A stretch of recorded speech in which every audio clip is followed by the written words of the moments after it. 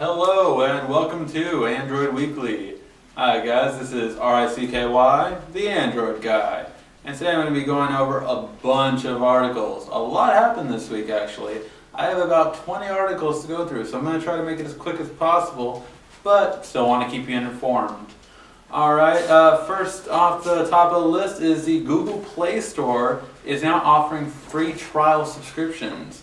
So what does this mean? It means if you're into magazines, now you can usually try them out for all of the magazines. So if you want to try out Fortune or Wired or any of the magazines that you guys like, you know, if you can't tell, I have no idea what I don't read magazines. But if you wanted to see any of them, you know, you can feel free to try them out. Usually now, most magazines have already jumped on this. But it's an option that Google made for them now, so a lot of them are doing free trials now so they can hook people onto it. The first device we're going to go over is the Samsung Galaxy Music. Was made official last week, and this is really a mid-range to entry-level phone. It's really, and it's overseas too. It's no words of it coming to the US for all my US viewers. So it's a 3-inch screen, you know, smaller phone. But the main thing that kind of differentiates it is that it's going to have FM radio built in, which is cool. And it has speakers on the front, so really nice. It's kind of like their MP3 players that Samsung is known for right now.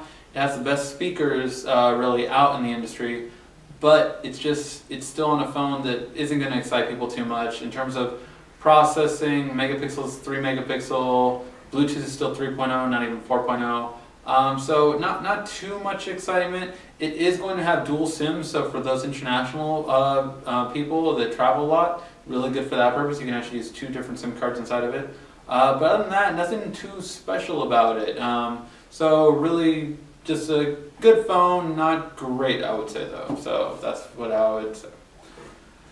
Now, another interesting thing is e-readers. How low can they go?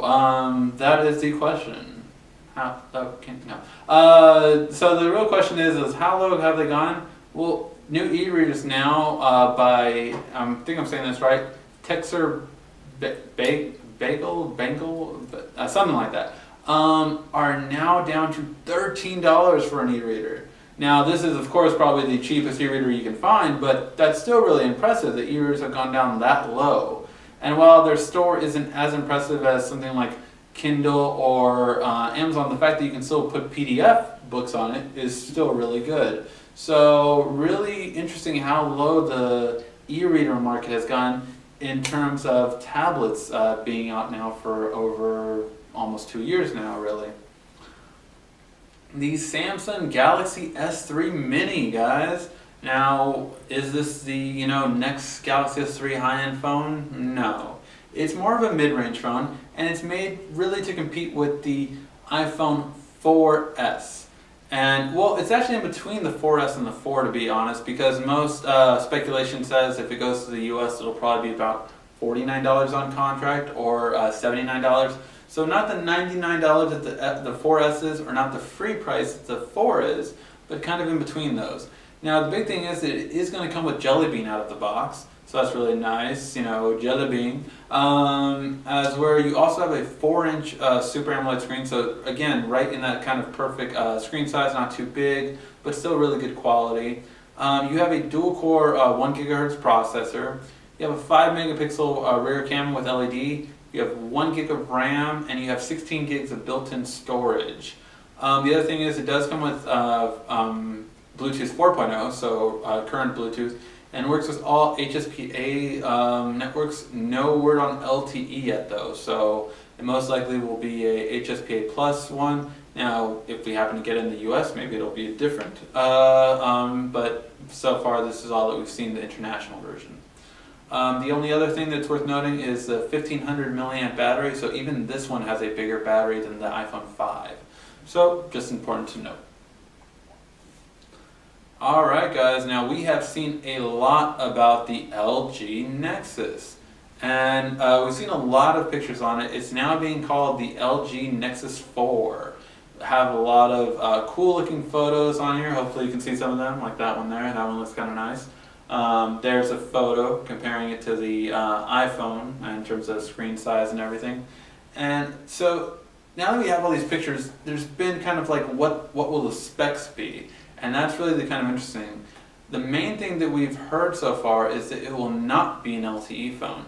Now the reason why this is so big is because, I mean, LTE is becoming the standard, at least in the US. Europe is trying to quickly build their LTE network. Certain Asian countries already have it. India is another one that's, so all these countries are trying to build their LTE network, and this doesn't even have the option for it.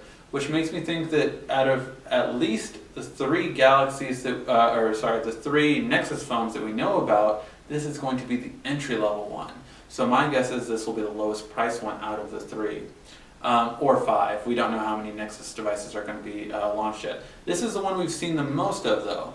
And the thing about it, again, what makes it seem entry-level is not only will it not have LTE, but it only has 8 gigs of storage built in, supposedly. So, which leads you to really believe, since Nexuses are known for not having expandable memory, this is kind of interesting, that why would it be so low? Now, it does sport a 4.7-inch screen that's HD resolution, supposedly, so which makes it really good, but again, we're just kind of confused about all the details. Now, one article says that it can be available as soon as October 29th, which isn't looking likely since we haven't heard from Google. Especially because there's so many announcements going on next week that if I were Google, I would push it to the first week of November at this point so that it gets more traction and more people know about it. The other thing that we've seen is that, we don't know when it's going to be announced. We're really kind of waiting to see that.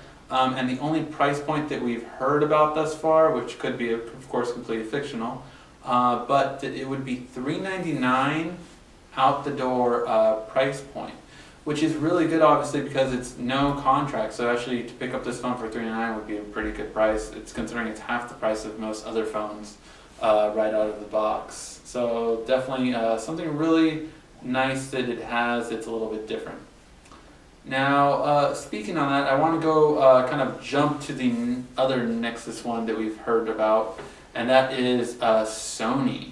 So Sony, we've heard two different things.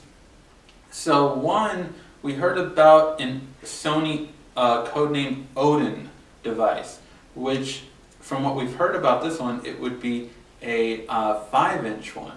So this would be pretty interesting that Sony would take a really big screen kind of route. And it would be the first 1080p resolution one, which would again be really interesting, since Sony have a really good screen quality at this kind of size.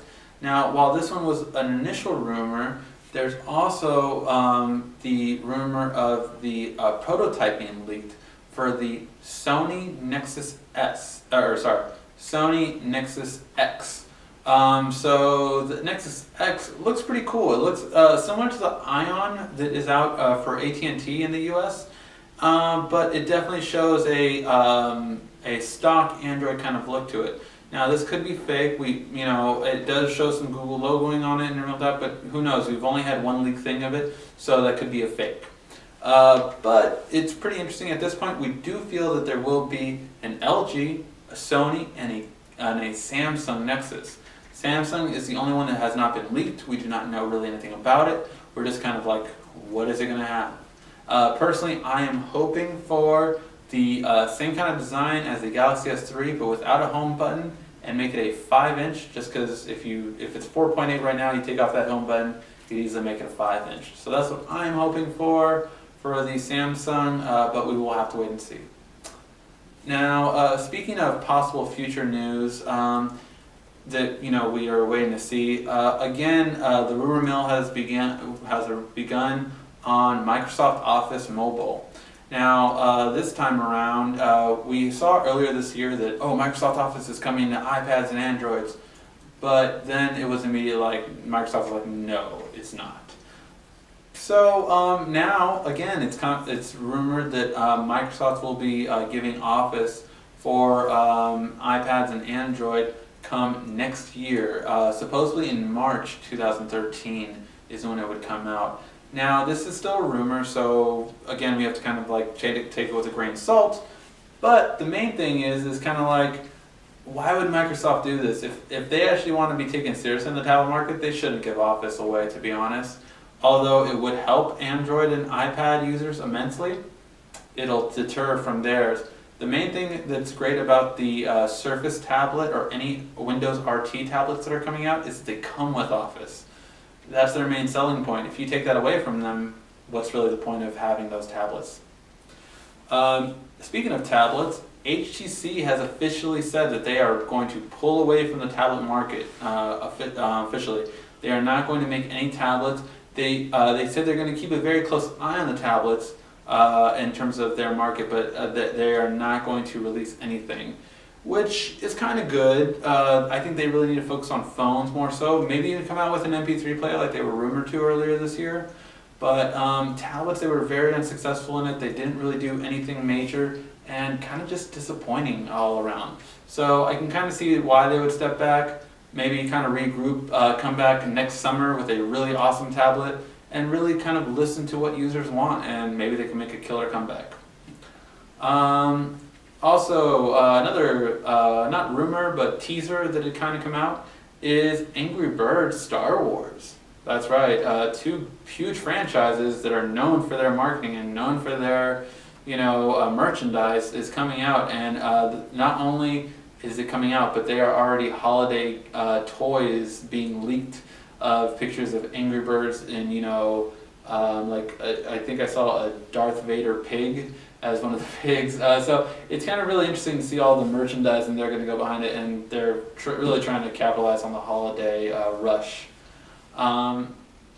And speaking about like how marketing and things are done, one person that's really been an interesting person to see over the past year is Steve Wozniak. Now, this is also known as the Woz, or the co-founder of Apple. I think he's been a lot more vocal since Steve Jobs passed away. I don't know.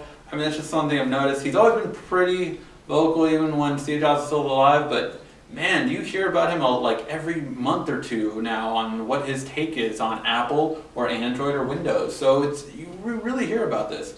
And one of the things is he thought Apple was arrogant for putting out this iPhone with just a 4-inch screen.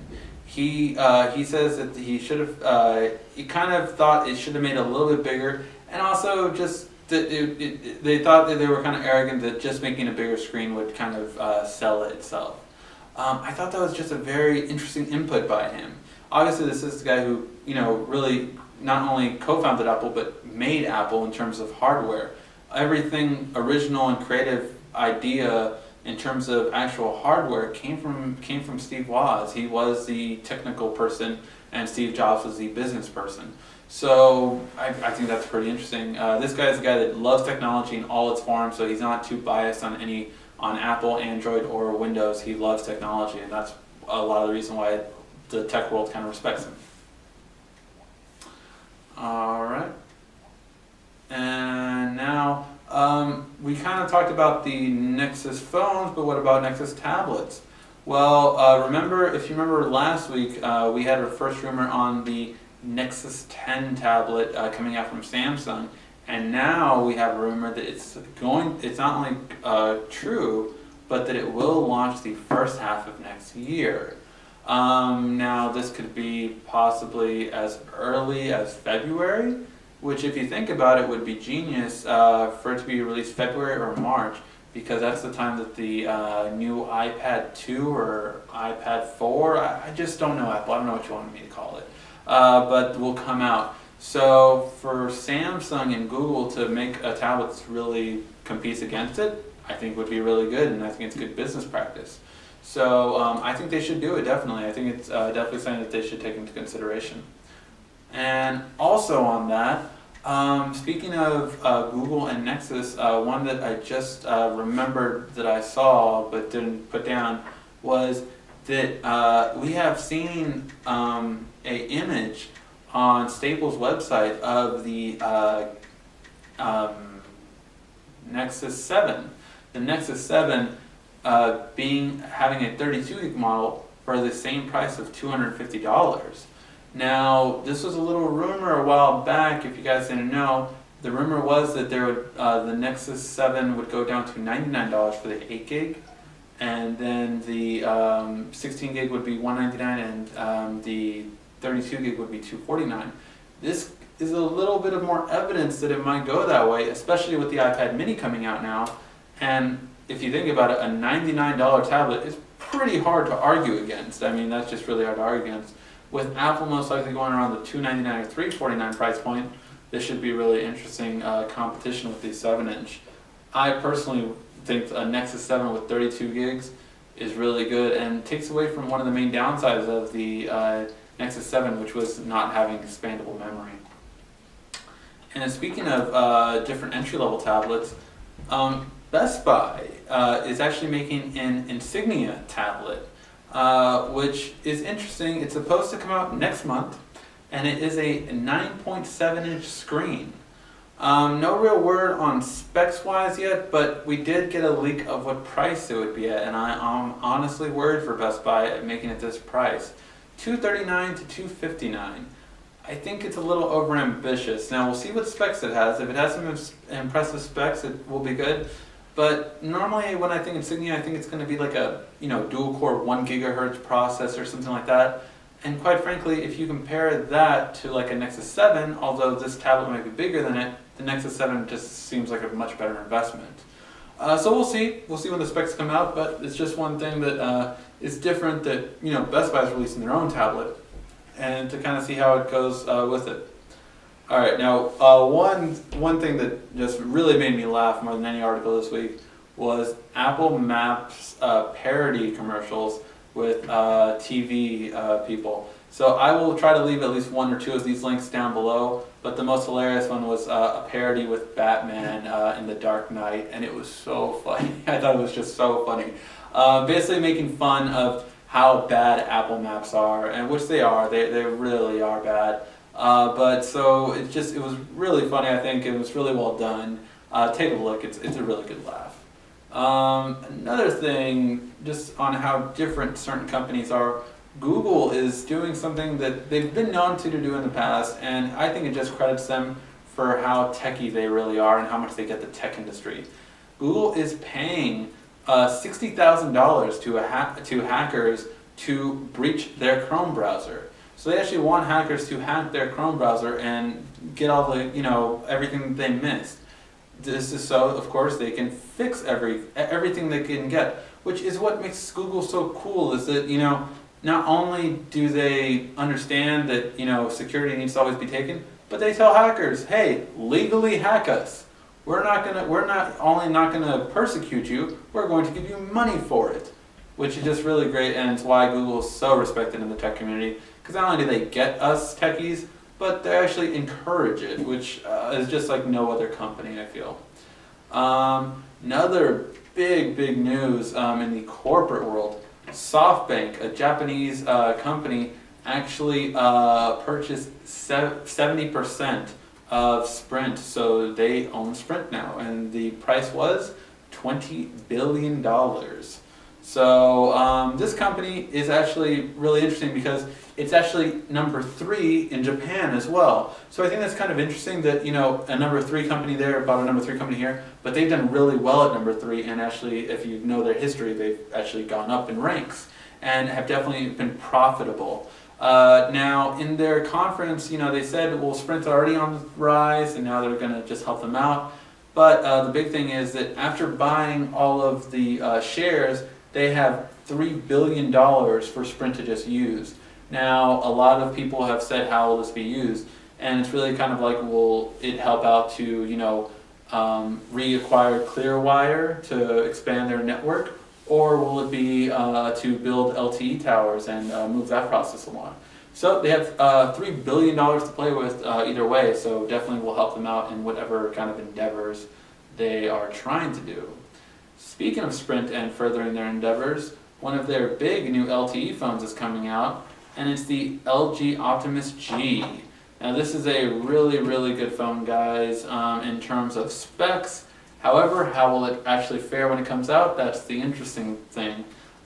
Supposedly coming out November 11th for $200, so same price point as the Galaxy S3 and the iPhone 5. it's going to support the 13 megapixel version just like the international version does.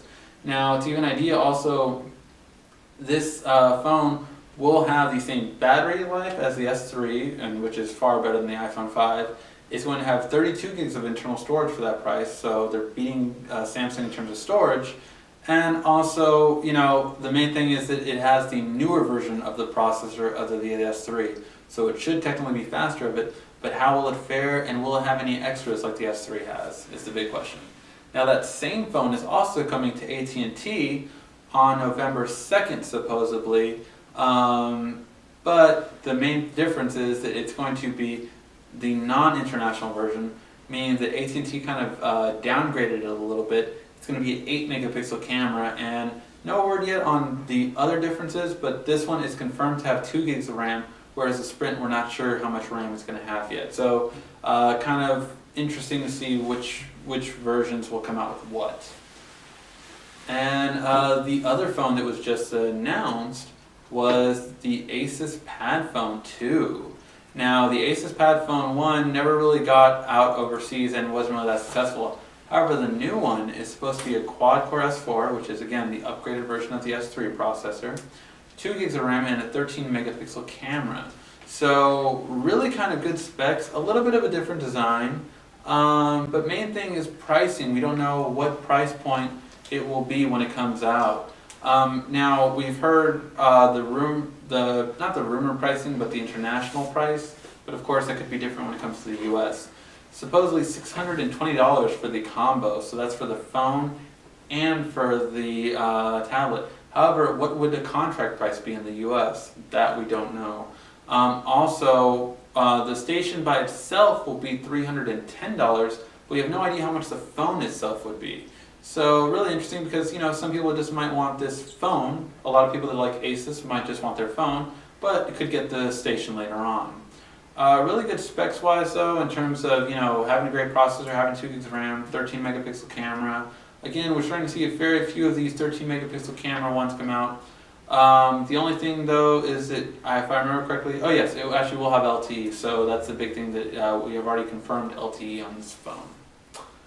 Now to the announcements that were just announced. The Microsoft Surface tablet finally has prices.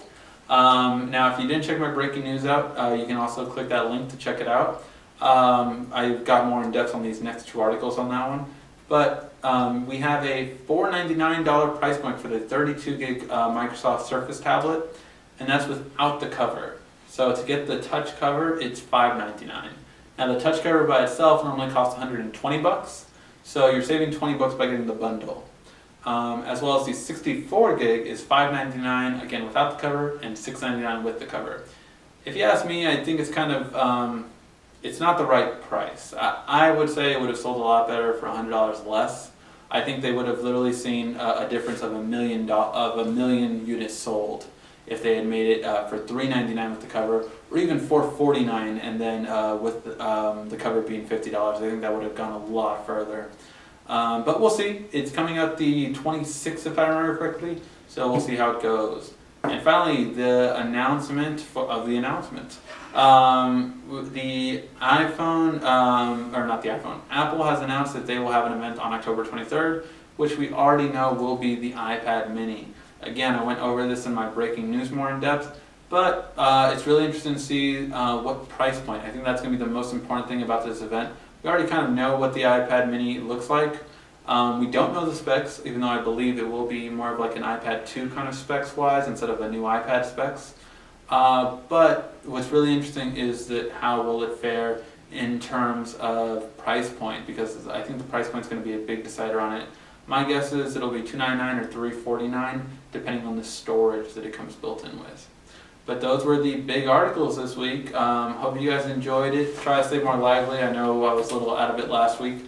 If you guys have any questions or any article you're really interested in, feel free to comment on it and I'll be glad to respond.